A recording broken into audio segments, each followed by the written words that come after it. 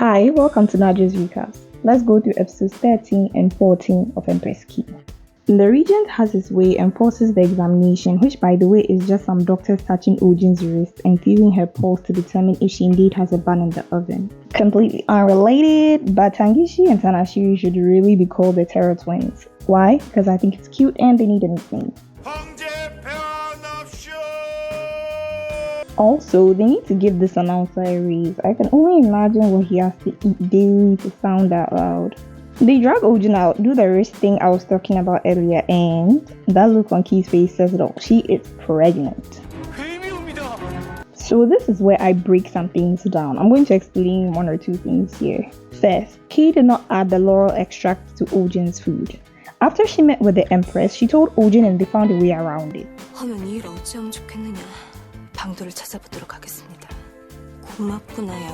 The plan was to wait for the laurel extract to cause a tummy ache, and after a while, request the doctors to give Ojin a medicine to help with that tummy ache.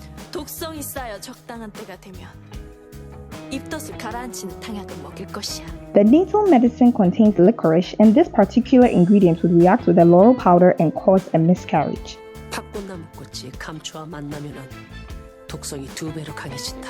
Key prepared for it and pretended to put the stuff in Ojin's food. What she did not know was Yonghwa was also slipping bits of the laurel powder in her food every now and then. One night, Ojin peed a little too much, and Key remembered something the Empress's maid said about the side effects of laurel powder being peeing too much. Second, Key told the head eunuch to exclude licorice from the natal medicine prescribed for Ojin.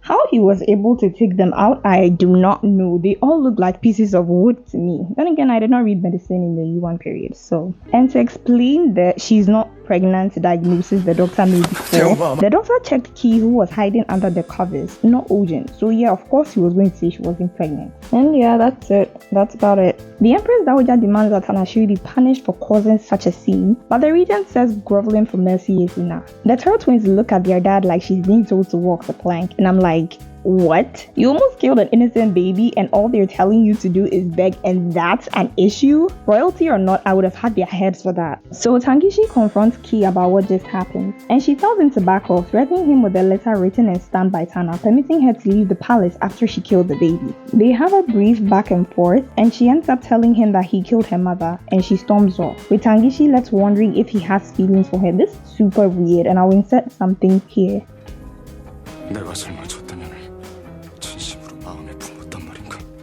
You see what I'm talking about? Meanwhile, Kolta, Togon's head eunuch, overheard everything. So this is what the groveling sounds like.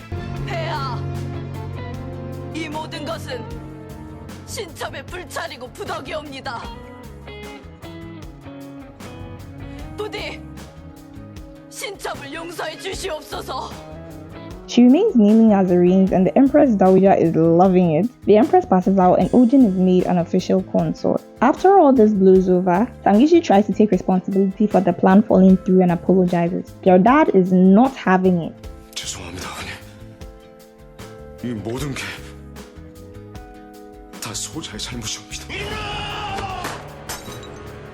This gave me a fair idea as to why the Terror Twins are the way they are. Geez, imagine your dad throwing a cup at you for just apologizing. That's just so messed up, man. Key also gets promoted from a servant to a court lady. One night, she is called by the Emperor and he burns the letter the Empress gave to her to, allow her to leave the palace. And he said he did it for her protection. You see, while this is true, he did not have to do it like that. He could have just told her about the danger she was in after going against the Empress, Tangishi, and the regent. He did not have to do it that way. It was just that.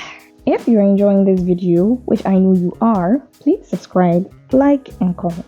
Days later, Key hears that Wang Yu is dead, and just like that, her first heartbreak. We see this montage of her and Wang Yu, and I'm left wondering if what she feels is love or intense loyalty. Because up to this point, we know what Wang Yu feels for her, but not what she specifically feels for him. Hearing the news of his death makes her lose her appetite, and I think it's cute how Togon tries to get her to eat food by forcing her to do the food taster's job. Just curious though, what would he have done if the food was poisoned? She falls sick unsurprisingly, and just then Togon hears that Wang Yu is alive. Wang Yu frees Began, but not before Eunuch Bang has his fun with them. This guy is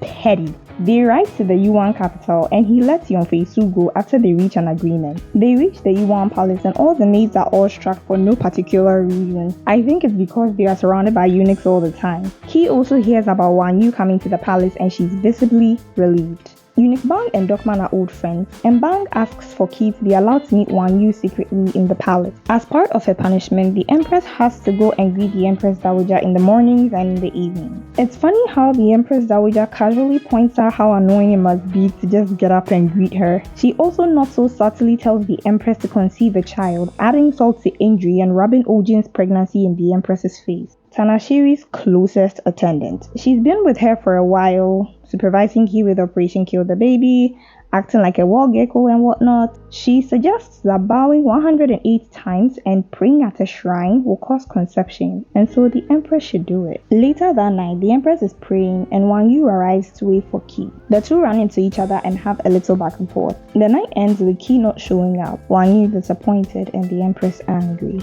The regent has a conversation with his sons about the blood vow Togon's father left behind. So from what I understood, the blood vow is kind of like a last will or testament the previous emperor left behind, and the regent has to get his hands on it. I think that letter gives legitimacy to Togon's reign and maybe shows who poisoned Togon's dad. The problem here is that it's missing and no one knows where it is, and its existence has become nothing more than a rumor. Began and Tal Tal are also looking for the blood vow. An informant comes to the capital to give the regent information about it, but they kill him and kill the regent's guard Kopsol too. There is a banquet at the palace and Wang Yu has been invited to celebrate his victory over the Turks. Ki and Wang Yu finally make eye contact and it's a little touching really. It's there that he realizes that the maid who slapped him the night before is the Empress, but who cares? The banquet is interrupted by an announcement that Kopsol is dead and that the body was found hanging in the library. What's odd about this is that Began was the one who offed the guy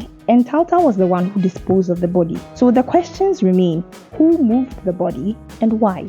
The banquet ends and Wanko leaves Wang Yu with a cryptic message about the moon, his finger, Kopsol's death and the Koryu village. He's very angry and he needs someone who'll do almost anything to get rid of the regent. There is indeed a Koryu village in the Yuan capital and it contains, Koryu/Yuan reject. It's also being affected by a plague and Wang Yu checks it out. I totally forgot to mention this before, but that's where Cao Cao got rid of the body. As expected, the Koryu people are not exactly thrilled about seeing their deposed king. Before they kick him out of there, this guy drops a hint about the murder that took place some time ago. We also find out that it was Wanko who moved Kopsol's body from the Koryu village to the palace. Meanwhile, Togon tries to keep Ki from going to Wang Yu by having her read to him every night. Once again, that looks as all. Determined, Wang Yu sneaks into the palace to talk to Ki. Wow, so Ki managed to save the day.